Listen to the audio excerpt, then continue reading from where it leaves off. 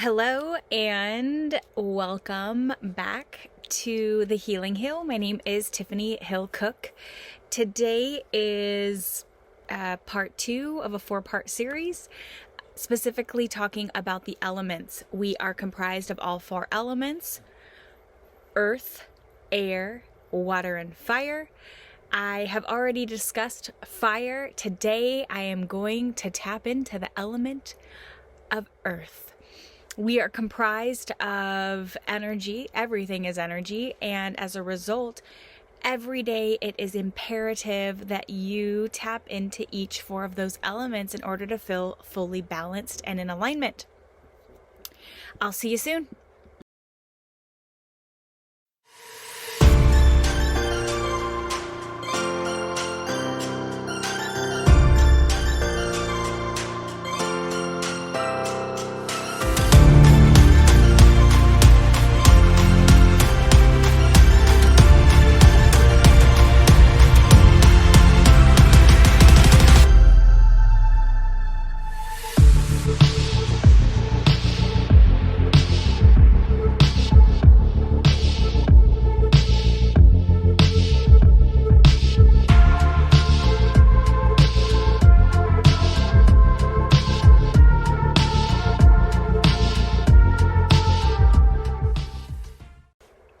All right, so welcome back. We are talking about the 4 elements and more specifically how to incorporate each of those elements into your daily life. If you go a period of time, even if it is a day, without tapping into at least each one of those 4 elements, earth, air, water, fire, daily, I can guarantee that you're going to feel some sort of imbalance inside of you. So we've talked about fire, which at its core is movement. You have got to move. You've got to move your body daily. That not only expels fire, but it also generates more. And it doesn't matter how you move, just go move. One of my favorite things to do is just turning on music and just however I need to move my body. There's no rhyme or reason, I just do. So today we're talking about earth. And out of all of the energies, earth is referred to as the most static. It's the most unmoving, if you will. I mean, think about earth. Think about the mountains or the trees. They are unwavering and they are constant and consistent. So I did put together a document through Canva. I'm still trying to figure out technology. So ultimately, I am going to share a document with you this is all for free, that you can utilize. And it's a week-long snapshot where you are going to put an objective associated to each one of the elements. There is some questions associated to the document. For example, how do you feel? How does tapping into each one of these elements daily, how is it making you feel? What's working? What needs some tweaking? That life is a practice. Every single day we're trying different ways to make sense of this world and also to be our highest and greatest self. So, earth. I'm going to tell a story here, and that's not uncommon of me. When I was first going through my awakening, there were many moments where I felt flighty. I had a lot of new information that was being presented to me around, specifically around my existence. And, there were things that were happening in the physical world in relation to God presenting himself to me. Yeshua as well. And, my guides were communicating with me, and I hadn't had something outside of me that I had ever known of, communicating with me. And so there were definitely moments where I felt flighty. That's the best adjective that I can find to describe it.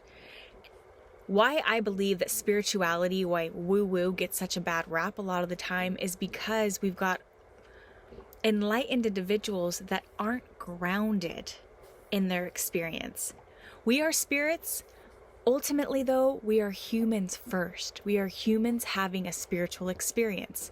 So if you don't tap into what it means to be a human, like, I mean, there are biological and chemical needs of the human, then you're going to be out of balance. So for me, and tapping into the earth energy and earth element, I'm going to give you some examples in which I do it.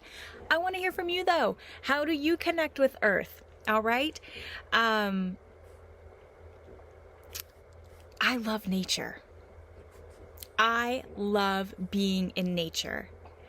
It's a primal experience for me. So the first way to connect with the earth element is to be in nature. Go outside and just be. Allow yourself to be guided in ways, that maybe you haven't allowed yourself. Maybe there's a story around that work is too demanding or your kids are too this. Be outside. Just go outside for whatever amount of time that you can. Ultimately, what I'm trying to ask individuals to do is to allocate 15 minutes of their day to each element, which is an hour total. That's 1/24 of your day. Okay. So the first way to connect with earth, go outside. There's also something that that people call grounding. And there's different ways to do this, but I would say the most common practice is quite literally getting barefoot and immersing your feet into the dirt, connecting with the earth energy that way. Take your hands and stick it into the mud. It's a beautiful way to connect with the earth. There's a calmness and a stillness associated to that experience. I don't have any readily, at my fingertips right now, but I really connect with crystals. I truly love rocks. So it's not uncommon for me. I mean, I'm looking over at my kitchen counter. I can see some over there. Having some crystals or some rocks, something associated with nature around you. Sometimes we forget that we are what we eat. And so there are certain foods that spend more time in the ground. Think about potatoes or peanuts or carrots, beets, things that are literally grown inside of the earth.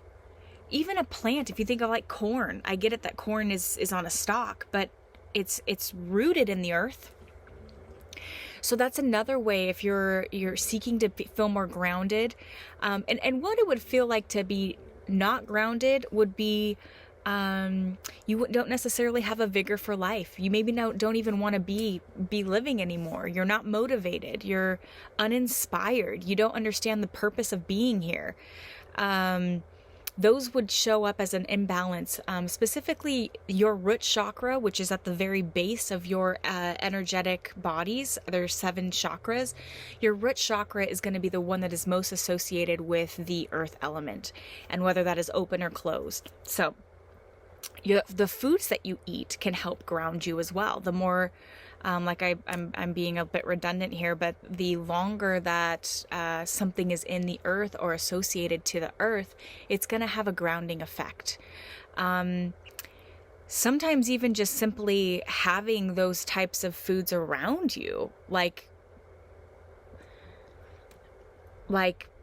in a dish or something on your counter, can also just be that energy can intermingle with yours.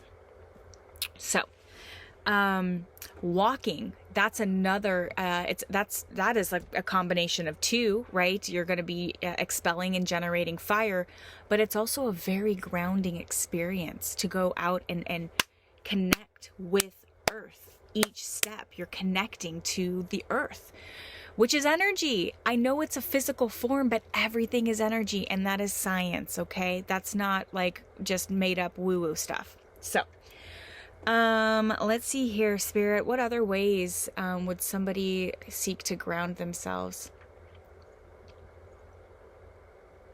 Those are the primary ways that are coming to me. Those are the primary ways in which I connect to the earth element. So I'm curious for you, how do you connect with the element of earth? And if you don't currently, maybe that's not something that's part of your daily operating rhythm. What would it look like? How would you introduce 15 minutes of grounding practice, or walking outside? Or maybe you're gonna incorporate a different dish into your diet on a daily basis. I mean, you can prepare things in advance. Maybe you want to make some sort of soup that contains a lot of root vegetables. You could prepare that on a day where you had more time and eat it throughout the week. It's the intention behind it, and then the energy that's associated with the item or the practice. That's what's going to matter. So, all right, so we have done, this is the completion of part 2 of a 4-part series. We have done fire and earth. We've got air and water left. So I can promise you, if you tap into each one of those energies, I mean, and you can do it longer than 15 minutes a day, but I can guarantee doing it by just for a simple 15 minutes a day will change your life in innumerable ways. You can't even comprehend the amount of joy and bliss and alignment and balance that you will feel. All right. Drop me a line if you've got some suggestions or have some questions and would like me to speak on a specific topic. If this you believe would be helpful for a friend, or maybe you want to get with a friend and you want to do this this exercise together, the practice of incorporating the 4 elements, let me know how it's going. A reminder, it takes 67 days to create or break a habit. So be kind to yourself. If one day you show up the way you wanted and the next day you didn't, that's okay. Life's a practice. We're all trying. Love you. Signing out for now.